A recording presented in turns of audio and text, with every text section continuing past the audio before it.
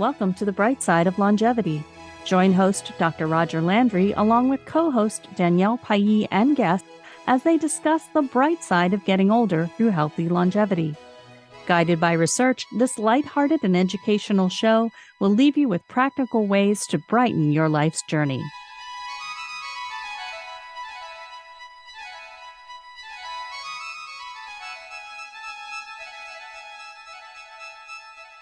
Once again, welcome to the bright side of longevity. Today we are joined by Jeff McSpadden and Maestro Dworkin. Jeff McSpadden is co-founder and CEO at Composure, an evidence-based digital audio company that delivers original soundscapes for senior living communities to improve sleep and drive healthy outcomes for older adults living with dementia. As an entrepreneur, technologist, and lifelong musician and composer, Jeff has dedicated himself to the pursuit of sound as a vital ingredient to human thriving.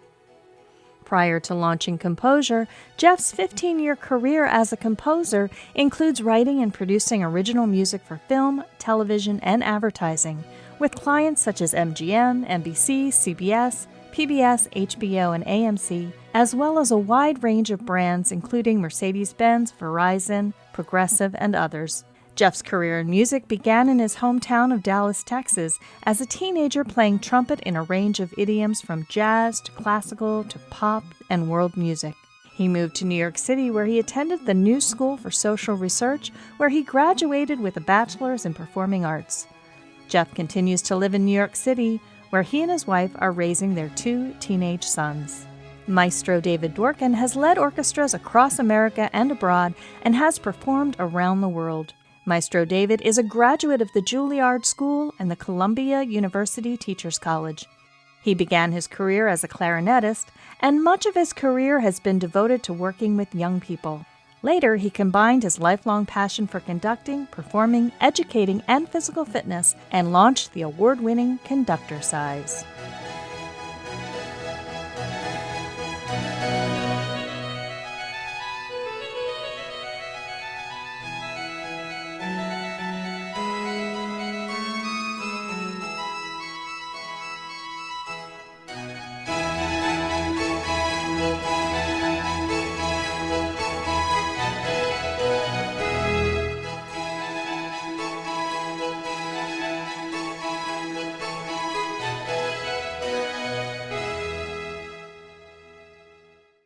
Well, welcome everybody to the bright side of longevity.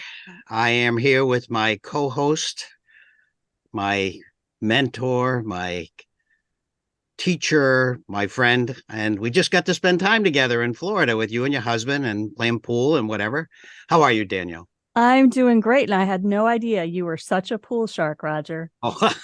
We had to have a tiebreaker. The last time he was here, we were like 3 for 3 on the games, and he just creamed me, beat my husband. I was like, wow, what a shark.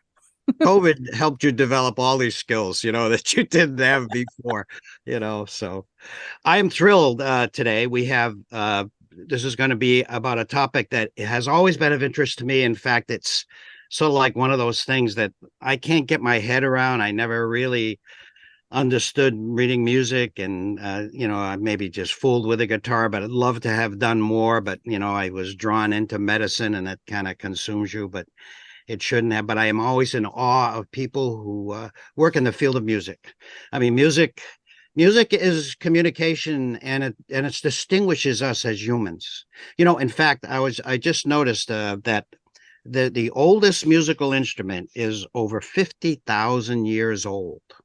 It's a flute from a bone of a bear.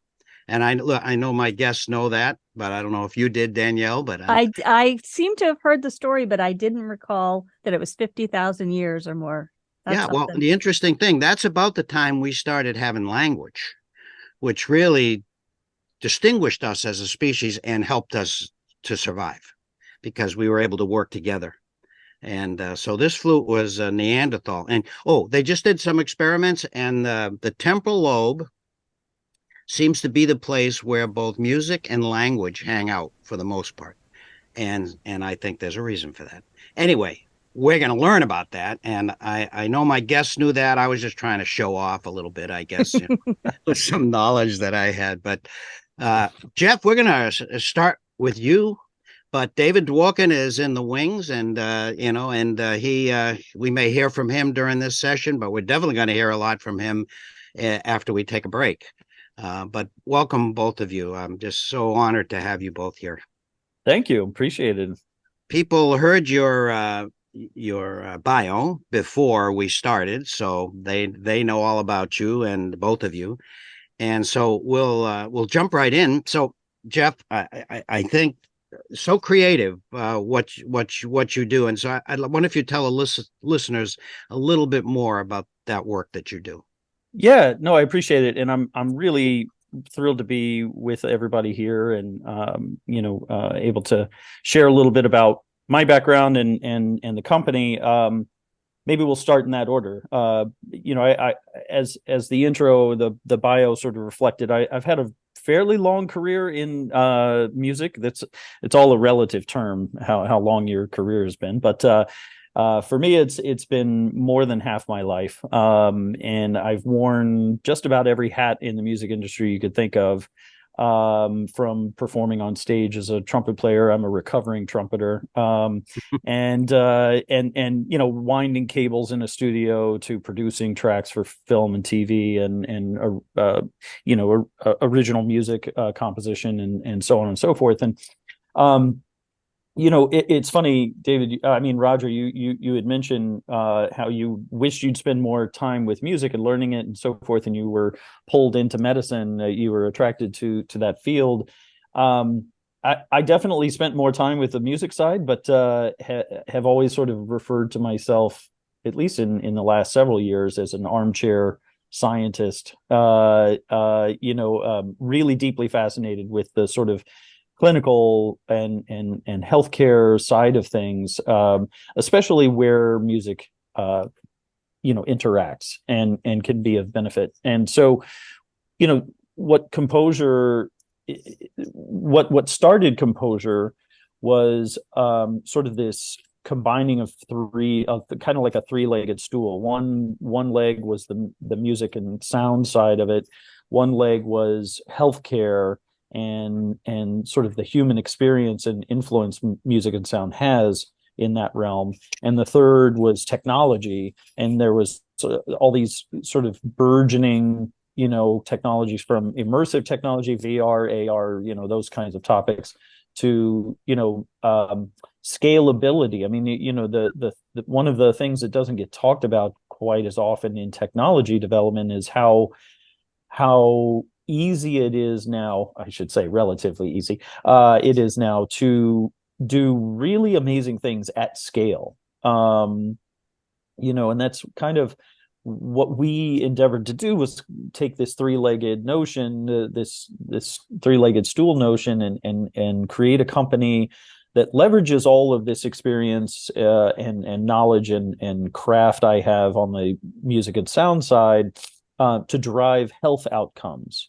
and leverage. And really, the role of technology was to be able to do that in a personalized way for people at scale. And so, what Composure has developed, our main focus is called Sound Blanket, and it's a complete turnkey solution to help people in healthcare settings get a better night's sleep.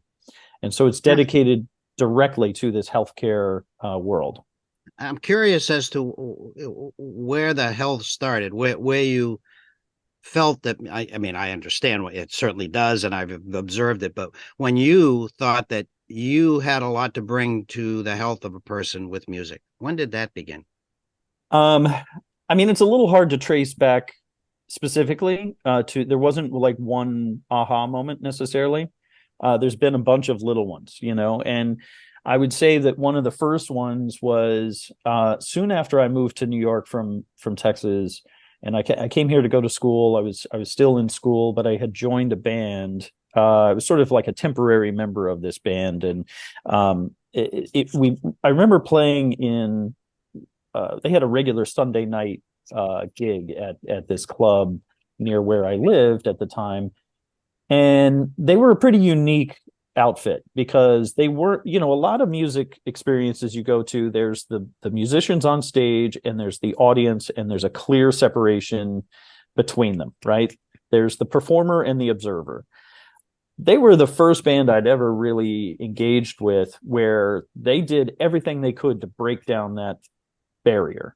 And it was really about audience participation. The shows that we did were always best when the audience was up on their feet, moving around. Some of them ended up on stage. Some of us ended up down in the crowd, and it was just a gathering. It was and so I think that was one of the first experiences where I said, okay, there's something going on here that, you said it really well at the top of the show. Music is communication. It's sort of through the advent of technology and other things in the early 20th century sort of reached this realm of, there's the people you put on the pedestal, the stars and the, all of that, and then you have the admiring audience. Well, I think there's something better that happens with music when everybody's on the same level and you're actually all participating in it. David, does that sound familiar to you? Yes, absolutely. Yeah, David, if I could ask, when did health and music come together in your mind? Do you remember? Well, in the beginning, which was 20 years plus, I thought that the program was directed to movement, and it was always health. But I just thought movement, get people moving, especially over the age of 65. At that time, I thought that was the main audience, and get them moving. And that would promote health physically. As the years went on, I knew that there was as much to do with the brain as with the movement.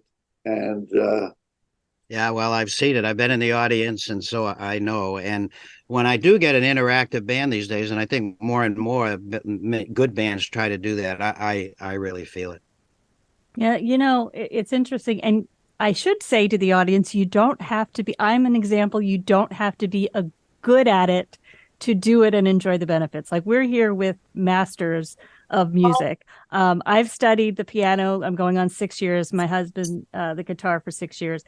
And what I can tell you is I think I'm incredibly average at it, but I stick with it because I notice I'm more creative when I'm writing my fiction novels. I'm better at problem solving at work. I notice if I'm tired and I take a music break, it energizes me. And let's face it, dancing around the living room at all hours is just fun. So I felt the benefits, but Jeff, I'm curious if you can share some of the benefits that you've encountered when working with older adults. Yeah, absolutely. And what's kind of interesting about that question is there is a distinction here to older adults, calling out sort of the effect and interaction. But the truth of it is, and I'm sure David could speak to this a lot better than I can. The truth of it is that the parts of the body that respond to music and sound are pretty much the same, no matter how old you are. Which is why you see at weddings, you see a 80-year-old and a 5-year-old dancing together. There's the same phenomenon going on. There's a wonderful quote, and I kind of butcher it a little bit, but Leonard Bernstein was. He was a pretty eloquent guy about the experience of music, but many other things. But one of the things that he said that I really love is that music is the only art form that speaks directly to the heart without first having to be censored by the brain. Oh. And that goes to your experience, Danielle. I think, that the regions of the brain and the regions of our sort of, our other response systems like heart rate and hormone levels and so forth are immediately impacted by what we hear, and they don't have to be considered, as opposed to the spoken language. Let's say, Roger, you were mentioning earlier that the earliest musical instrument was for 50,000 years old, and it was right around the same time we were forming language. I would say that the first musical instrument was actually the human voice before that, before language. It was a way we did communicate before we could formalize vowels and consonants and so forth and put that into a structure. We were able to sing and shout and do things that had sort of its earliest origins, where music's concerned. And I think it's kind of, this is the other thing that I got deeply fascinated by in my career was some of the oldest structures of our brain are what is our kind of first responders for what we hear. So as sound waves hit our ears and get processed through those mechanisms and hit the neural center, it's all that sort of lizard brain or monkey brain, I guess is what you would call it, that part of it. And that is deeply ingrained and intertwined with the limbic system, that triggers all the sort of fight or flight response or the rest and digest response. And this is something we talk about quite a lot at Composure is sound drives health outcomes. Danielle, for you, it's like, I need to unwind. I need to get my mind unstuck. I need to maybe, just sort of take some stress out. And music is an amazingly therapeutic activity, but it's also something that can be quite beneficial passively experienced as well. So whether you're making it or listening to it, whether you're paying attention to it, or even if it's just on, these things are all reflected in the activity in the brain and our sort of, the hormonal response, the serotonin release, the dopamine release, all of these things happen. And this is what I think is deeply fascinating, is the whole work around Composure is trying to produce health outcomes through sound at scale that feel personalized for the individual. So, your original question, Danielle, about like what we've experienced with older adults, some of our early iterations in product development and discovery was around the notion of personalized sounds that meet the person where they are from a sound and music perspective, and then take them on a little ride of sound to get them to a desired outcome.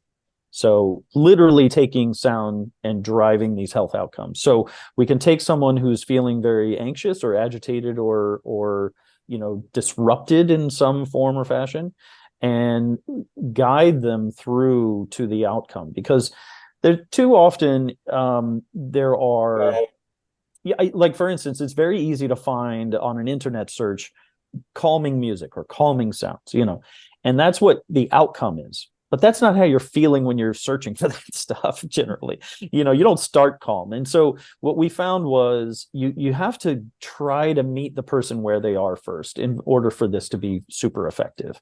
And we found that even in the face of cognitive impairment, and I should say not even, but especially in the face of cognitive impairment, music and sound, I'm using those two words sort of intertwined a little bit, and I'll talk about that later. But the use of this medium is effective even when other things are no longer effective. Meaning that if you have someone in late stage dementia, they will still respond to nonverbal sound cues and sounds, whether they're musical or not. And if you use that purposefully and strategically and with intent, you can actually improve their quality of life. Yeah, David, I know you've told me, I think when you were in the Netherlands, you were working with memory impaired people, and I think you knew it was effective, but you didn't know it was that effective, as you observed. Is that not, am I right? Yeah, listening to this, I so agree with all of it, of course. And it does affect everyone. It doesn't matter what I tell the people at the ICAA or whatever conferences. You're listening, what you're hearing and what you're experiencing is exactly this. It's all different levels, but it's basically the same. Somebody who's 3 years old, somebody who's 80 years old, somebody with Parkinson's, and somebody with Alzheimer's and independent living.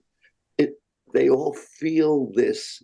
And in the Netherlands, these people And with got up and danced. They didn't move for 2 months, and they heard this music and spontaneously got up and danced and moved. And that's a beautiful thing to see.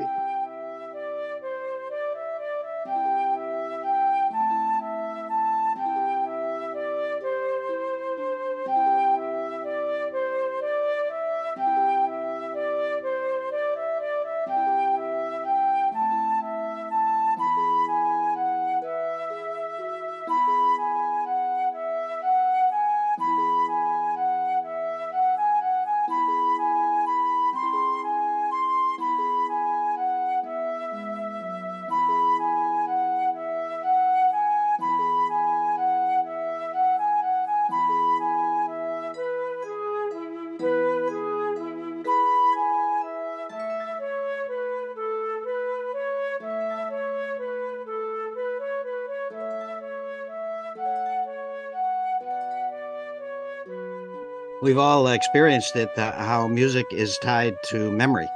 Like we'll hear a music and boom, we're right where we have memories that are associated maybe with the first time or the multiple times. And I know you'll go more into that. So you work with both individuals. Do you work with caregivers also, Jeff? Yeah, well, it's interesting. What we have landed on in terms of our approach to delivering our service and how our whole solution with Sound Blanket works is considering the community. So that means that there are a lot of different quote unquote stakeholders, right? There's the older adults in these congregate living settings. There's the staff. There's families. There's friends and loved ones beyond that. And each one of these stakeholders has a different need. Our primary goal is to improve quality of life for the residents in these settings, right? However, you can't do that without meeting some of the needs, challenges, and opportunities that caregivers in these settings have, right? So we stumbled quite a bit in the early days trying to figure out how to help caregivers deliver our service to these older adults and get the benefit they deserve. And ultimately what we've landed on is that with cooperation, we can actually deliver our service more transparently so that it doesn't always require a staff person or a caregiver to operate our service for it to be a benefit for the older adult. And this has been sort of one of those aha moments, maybe not on the music side, but on the sort of, operational side, that when I go and there's this funny moment that happens when we take on a new community and we start working with a new community. The point person I've been working with there will have me come around and meet some of the staff, some of the folks on the floor, and they're very busy running around. They're passing meds, or they're doing, assisting someone, and then they're at a computer terminal and then they're getting instructions and updates. I mean, it's pretty crazy how overloaded these folks are. And so the person will say, okay, Michelle, do you have a minute just to hear what Sound Blanket is all about? We're going to start this new initiative. And they have this moment where they have to force themselves to stop and then listen. And it isn't until I get to the line, and by the way, you don't have to push a button, you don't have to do anything for our service to be delivered. Then their eyes like, oh, I don't have to, I'm glad to know about you, but I don't have to think about this. Yeah. Okay, great. and then that's, so when you ask like what kind of benefit or what have we developed to help various people in this, setting, it really has to do with making sure we're delivering maximum benefit to the end, quote unquote consumer, which would be the older adult in residence, and trying to stay out of the way of all the vital, important work that these caregivers do every day. The other sort of ancillary benefit there is for the caregiver is that we're actually moving the needle on sleep performance for these older adults who typically have really erratic or chronic sleep issues, right? When you have chronic sleep issues, there's a whole host of downstream negative effects, not just biological health issues, which are numerous: heart disease, obesity, inflammation, all kind of cognitive impact, but you have a lot of caregiving burden through the night if it needs a lot of points of care through the night. So the ancillary, the secondary benefit here is that caregivers don't have to use our thing, and they're reaping these benefits of being able to care for people who are alert, oriented, well rested, and performing at their best the next day. Yeah, we've worked with those communities, and I know they are severely overworked. But here's a potential future for you, because the stats show that caregivers, usually at home with cognitively impaired, frequently die before the patient. And so there's a target audience that could, I think, use your services. I know you're working with communities now, but think about that. I would love to see that. There's a lot of people in need. I would love to see it too. You're absolutely right. I love that both Jeff and David also hit on the intergenerational component when you talk about weddings, when you talk about events where there's three, whether you're 3 or 93. And I would love to see more of that. One of the things, Roger, for my 50th, 2 years ago, I went to Ireland and Killarney. When you go into a dance hall, it was all ages. And it was not a big deal. Whereas I feel like in America, the last time I was in a dance hall in college, it was like everybody was the same age. So I love the idea of music as an intergenerational connector as well. But I digress. Is there more to be said about sound blankets? So you're talking a little bit about it, but how does a sound blanket work? Oh, yeah. Well, first of all, sound blanket is more sort of a clever name for it than an actual descriptor. Okay. So there is no physical blanket involved here. So I just want to make sure, because I've talked about that with a few people where they're like, well, wait, how warm is this? Is it a weighted blanket? I was like, okay, we're being metaphorical here.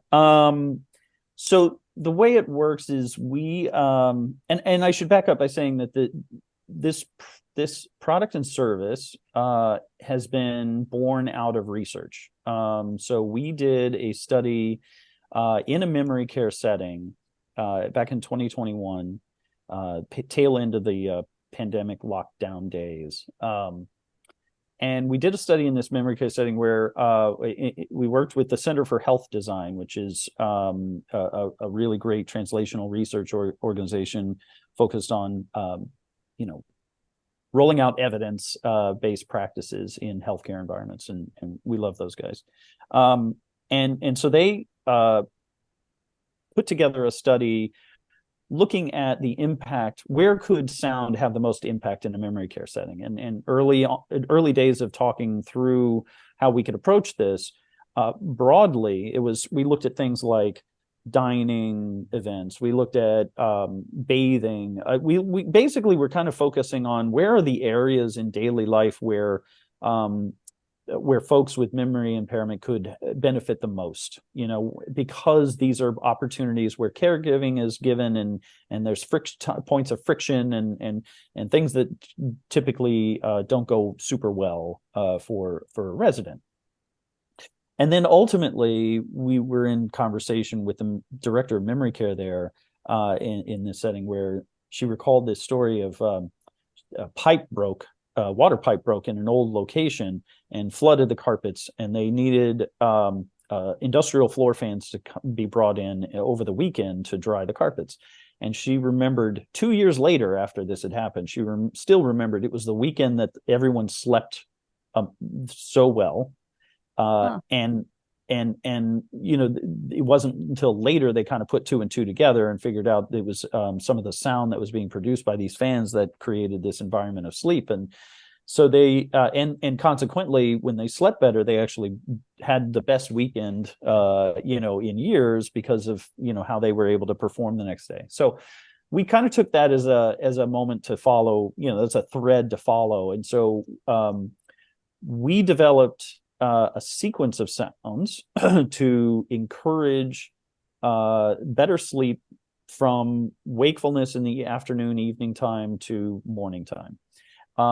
And my theory kind of going in was that, just from personal experience, one sound that helps you get to sleep may not be the best sound to help you sustain sleep through the night.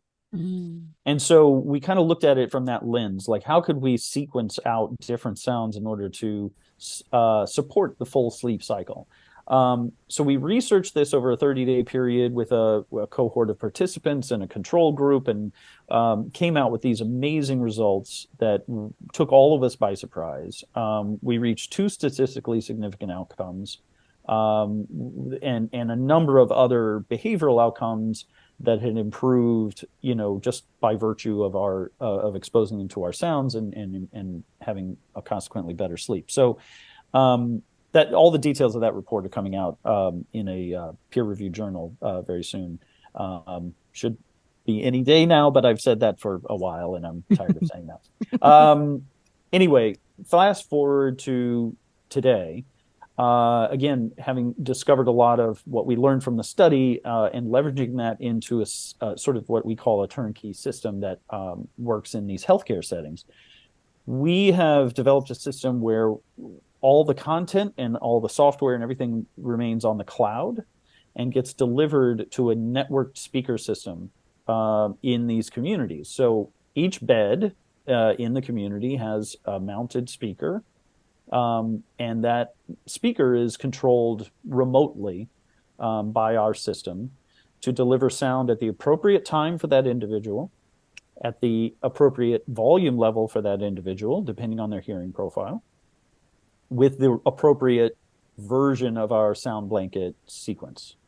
And those 3 settings are fairly easy and manageable for caregivers to help us onboard a new cohort of residents and get them all set. And then it works reliably on a schedule each night for each individual, separate, all personalized. It's not a broadcast speaker system. It's each speaker gets their own treatment. Wow. I think that's fascinating. What causes you to fall asleep too is not necessarily what keeps you asleep, and to be able to make those micro adjustments. I want to move to one of those places. I like that. Sign me up. I see sound blanket. That's appropriate. That's good. That's good. Well, Danielle, you mentioned something really interesting here, and I'd love David's input on this as well. I think it was about a year ago. I dialed into a webinar that was sharing some new sleep research. And there was a study out of UCLA where they wanted to really test this theory. I mean, we've kind of all known for a long time that our ears are always listening, even when we're asleep or when we're unconscious in the hospital, right? I mean, the part of the brain is always sensing that stimuli. And so they wanted to test it and see how could we measure this. So they actually used, I forget how large the cohort was, but it was epilepsy patients and that had implanted sensors within the different regions of the brain. And those sensors gave them a rare opportunity to measure brain cell activity on a very fine level, right? So the study found that if you play Mozart's Eine kleine Nacht music for people who are awake, people who are in sort of what they call twilight sleep, and people who are in deep sleep, they measured what happens to brain cells and brain wave activity. It was exactly the same. The brain cell and brain wave activity was exactly the same, no matter if you were awake or asleep. The biggest difference was when you were asleep, the temporal part of the brain that you mentioned earlier, Roger, was not sending any sort of feedback loops about response or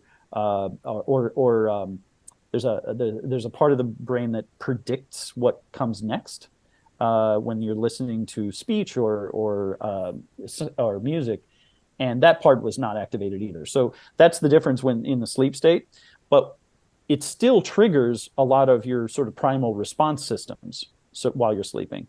And it was really cool. You could see on a diagram of the measured brain wave activity, and it matched the rhythm of the music exactly.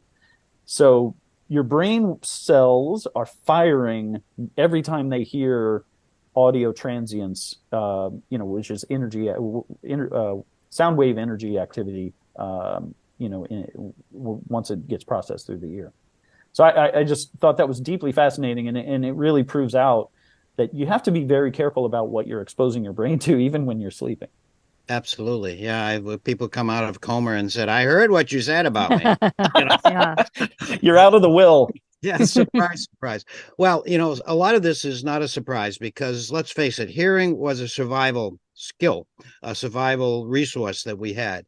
And so even sleeping, I think the reptilian brain and probably even the mammalian brain is still monitoring there. And the cortex, the temporal lobe, as you say, yeah, that one may go to sleep, but in order to stay alive, you had to have some sort of monitoring going on. That's great. Well, I just want to say, I mean, that was a big part of why we constructed the sound sequences that we did for our study and consequently our service, is that there's actually it's sort of like you got to look at it from a jobs to be done perspective, right? So the job to be done when somebody with cognitive impairment is struggling with getting to bed, that's one job. How do you leverage sound and music to help them transition easier into bed and into sleep? Then the next job to be done that we identified was, how do you get somebody from an awake state to an asleep state, knowing that some of the common challenges are anxiety or racy brain, as my wife calls it, right? Those kinds of things. And then once someone has drifted off to sleep, what's that job to be done? Well, in congregate living settings, it's typically mitigating distracting noises. The number one cause of sleep disruption in congregate living is noise. And so it seems a little antithetical to say, well, you're introducing some kind of noise. Like, how is that better? The better is that, as you were saying, our brains respond instinctually to these sound stimuli. Well, a lot of congregate living, they're busy places, even in the middle of the night. You've got staff working, you've got others living their best lives at 3 a.m. for whatever reason. And so it can be a lot of distracting noises. And so typically what happens is you have moments of silence or near silence, followed by a spike in some kind of distracting sound, followed by silence. And the unpredictability and the sort of variability of that is what stimulates the brain into wakefulness. So what you do by introducing the right sort of sound frequency into the environment is you do a bit of sound masking. You actually level out sort of it's not quite silence, but it's not quite distraction. It levels out this. It creates this sort of buoy effect, to all those distracting qualities. So we kind of, that was the theory going in and what we tested, and without having sort of the quantified data of having biomarker measurement and that kind of thing in our study, we were looking at behavioral outcomes. But it's reasonable to say that we had that positive effect on sort of brainwave pattern. Excellent. Yeah. On that note, and I've been waiting all day to ask this question, tell me about color noise. So pink noise versus white noise. Yeah. Okay. So color noise is, I quite frankly I don't even know why they are given the color distinction that they are. It's really has to do with what frequencies are being delivered to your ears. So white noise is essentially all frequencies from very low to very high at the exact same energy level and volume level. So it's a floor of sound. It used to be when the TV networks late at night would in their broadcast day, and it would just be static on the television. That was white noise. That's all frequencies, visual and sonic, coming at you at the same level. Pink noise is where you start from white noise and then you roll off some of the high end energy. You actually make it, there is a mathematical formula about for each octave, you're 3 dB lower and blah, blah, blah. But anyway, it's better to sort of look at it from a practical standpoint, that it's less high frequencies. Because white noise is good for some kind of environments for sound masking purposes, but can be very fatiguing to the ear if listened to for lengthy periods of time. such as during 8 hours of sleep, let's say, right? But pink noise, and this is something that we've integrated into our sound sequence, it's part of it, has been known to not only be easier to listen to for longer periods of time, but it's also well researched to induce deeper states of rest as a frequency stimuli. And it's also still very appropriate at sound masking. It does a very good job of masking those distracting qualities in the environment. So it has a nice little heavy lift that it does for us. And then there's gray noise, blue noise, green noise, brown noise, all these things that are basically taking white noise and doing different funky things with them so that only certain frequencies from low to high are accented. And it's been fascinating to see in recent months, actually. A lot of the sort of big name audio companies out there in the world are all starting to explore this topic. And I've seen advertising on television from Calm and other apps talking about, green noise and pink noise and that kind of thing. So everybody seems to have caught up to the research that's been around. Getting a noise rainbow. All right. Good. Well, could we, I'd like to kind of sum up with a question, Jeff. What have been the biggest surprises that you have seen as outcomes from the work that you do with communities and it's retirement communities, right? That we're talking about. Yeah. And so I know you went in there knowing that this was going to do some good, but what have been some of the greater outcomes, especially the surprising outcomes? I love this question because I actually have good answers for it.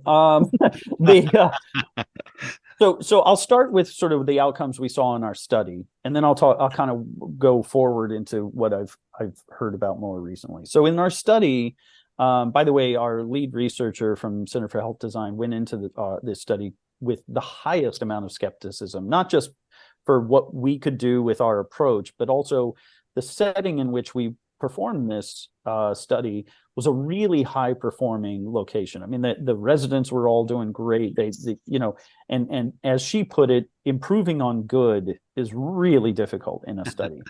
And so we did. And so the top two statistically significant outcomes we saw, number one was a reduction in daytime drowsiness.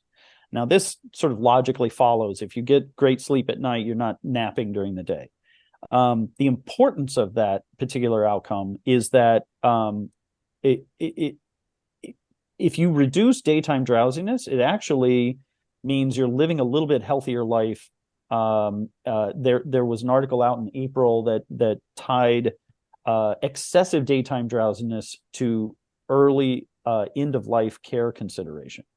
So they were seeing early mortality linked to excessive daytime drowsiness. So we improved that outcome. It was 99% attributable just to our sounds, that outcome. The next one was cooperation in care. So in a memory care environment, when a caregiver is trying to deliver care of some kind, that isn't typically an opportunity for confusion, agitation, anxiety, even aggression to be an outcome from the resident. And so the cooperation and care thing was really interesting because we thought when we looked at the data that it meant one thing. And then after closer examination, what we found were all the residents participating in our study that had the most improved sleep were actually the most self-sufficient. And those are my words. Those aren't exactly the way it's phrased in the study, but the interpretation is self-sufficiency. So when we say we improve cooperation and care, we actually meant folks were saying, I got it. You don't have this thing you did for me yesterday. I don't need your help with today. And there's a little more cognitive clarity. And then there's a bunch of things. And during this study period, we had very few incidents of falls. That's a big concern for communities is falls. They're very dangerous and very timely and expensive and so forth. And we had very few incidents of that, but even during the study, within those few incidents, we saw a reduction, which meant, better sleep more stability on your feet, more clarity, more better performance, as I've said, right? So those are all really interesting, things that I took for granted, as an individual human on this planet and experiencing sleep things back and forth. And you kind of take these things for granted, but when you improve sleep on a consistent basis, especially in the face of cognitive impairment, you actually see amazing outcomes. The other thing that we have seen recently that's been really encouraging is back towards this link to falls, or reduction in falls. Even though our study had less, we saw that as an improved outcome, but it wasn't, one of the top 10. It was in the list, but not the top 10. What all the other outcomes relate to is just a better quality of life and a self-sufficiency, like I said, and stability. A lot of times when you talk to communities, one of the things they worry about is, okay, we're caring for somebody with cognitive impairment, and they typically, before they moved into our community at home, they were up and down all night. They maybe just sort of, disrupted sleep made them wander quite a bit. And that wandering is an opportunity for a fall, especially if they're in a dark room and so forth. And what we were finding is we can actually reduce the number of falls by helping people sleep more solidly through the night. So there's less opportunity for up and down wandering and so forth. And then as they wake refreshed and ready and alert and engaged the next day, they can take advantage of all kinds of exercise and fresh air and sunlight and oxygen, all these things that might have not been really available to them, or they wouldn't be willing to do. Now they are ready to participate in. Those are fantastic results. And I'm not surprised. If someone is more alert, less drowsy, they're less likely to fall. They're paying attention. And again, they're doing more. And so it's an upward spiral, certainly not a downward spiral. So yeah. And I would just add one more thing to that, which is we're really trying to help these communities think of us as part of their fall prevention strategy. Absolutely. And med reduction strategy. Yes. Because, sleep aids, as wonderful as they might be for certain people, they actually come with so many side effects and so many risks. And one of those risks is actually drowsiness and grogginess. Sure. Absolutely. So you don't want folks, inadvertently lower performing, right? Because of that.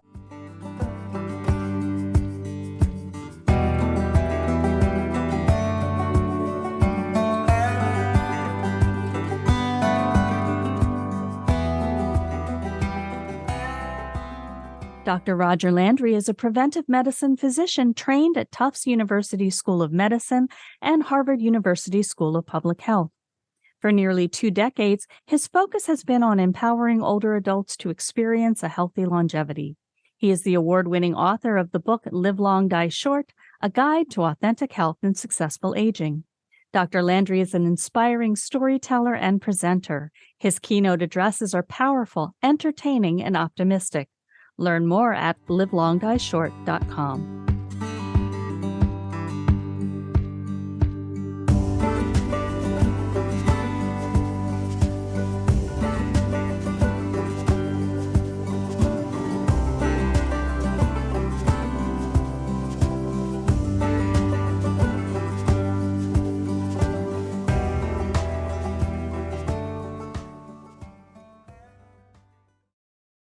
So the research we conducted was in conjunction with and in collaboration with a senior living community. They're called a CCRC, so Continuum of Care Retirement Community. And they, so they're in, I love sort of saying time and place, because this was during the pandemic, or actually we got introduced to one another by a mutual connection pre-pandemic, nobody knew it was pre-pandemic, but it was right at the cusp of that. And we started some initial conversations, and they are, the community's name is Garden Spot Communities. They're in New Holland, Pennsylvania, which is sort of the heart of Mennonite, country out there. A lot of farmland, and there's some very interesting, very natural smells that go on, as you drive through town there that they all tease each other about. But they for being in such a rural location, they're incredibly innovative, and their sort of obsessive focus on quality of care and quality of life within their community is like nothing else I've seen. And so we got introduced to one another, and the CEO there, Steve Lindsay, and I had a couple introductory phone calls, just kind of talking about things a little more broadly. And this was at the very beginning of our company's history, and we had some ideas of what we wanted to explore, and there was just an instant connection, and not on the nuts and bolts part of it, but just from a desire to explore sound for improving quality of life. He was dedicated to this mission before he even, before we even started talking. But as soon as I sort of described our slant on it and our sort of worldview on it, and what we were looking to do from a technology standpoint, the phrase he used is, "Well, let's build this airplane in the air." And I love that phrase, and I will always attribute it to him, and I focus on that quite a bit, because that is the spirit and the ethos they live by. They if they know in their soul, in their heart, that something is right and is the right thing to do, doesn't matter what the journey ahead looks like, they're going to do it. And I love being in cooperation with people like that. So we got together, we started exploring some ideas, and right off the bat, it was like, hey, let's introduce you to Center for Health Design. Let's talk and focus on memory care, and let's see what we can do together. And they've been longtime partners of ours. Tongue in cheek, I refer to them as our canaries in the coal mine, because they like to let us do various initiatives on campus for various folks that we're working with there. And I'm happy to say that the memory care unit, where our sound blanket services was studied, has been used nightly ever since last November, so a year now. It's been used every night, and they're reporting really great findings there from improved sleep and so forth. And we just started an initial pilot for their independent living residents, so folks that have their own houses on campus or apartments and so forth, using our we're seeing some really great results there as well. So that gives us, as Roger was saying, it would be great if this could be in people's homes. Well, that's what we're working on. We're building the evidence around that, and seeing how we can deliver that better. Well, Jeff, great work, great results. I hope that we'll see this go out into the general community at some point. How can people find more about you and your work? Oh, yeah. So our website is composure.care. So COMPOSURE.care. We're as all modern websites, we're always perpetually in the middle of updating and refreshing and so forth. But it is active and up, and you can find out more about us there.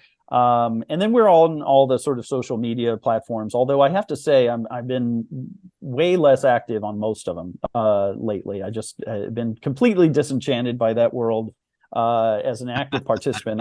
I like being a voyeur on those things, but I don't necessarily enjoy. We should probably talk about that in the future. I think there's a lot of people feel the same way. I know there are 3 others here that feel that same way. Well, Jeff, again, thank you very much for what you do, and please keep it up. Please hang on. We're going to take a little break here, and please hang on. And we're going to go from someone who is calming people and helping them sleep to someone who's getting them fired up, We'll be right back.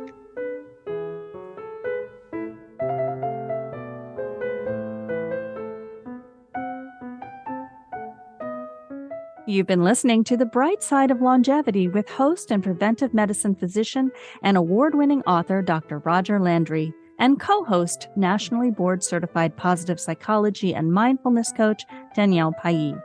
If you like the show, please rate and review, and be sure to click to follow.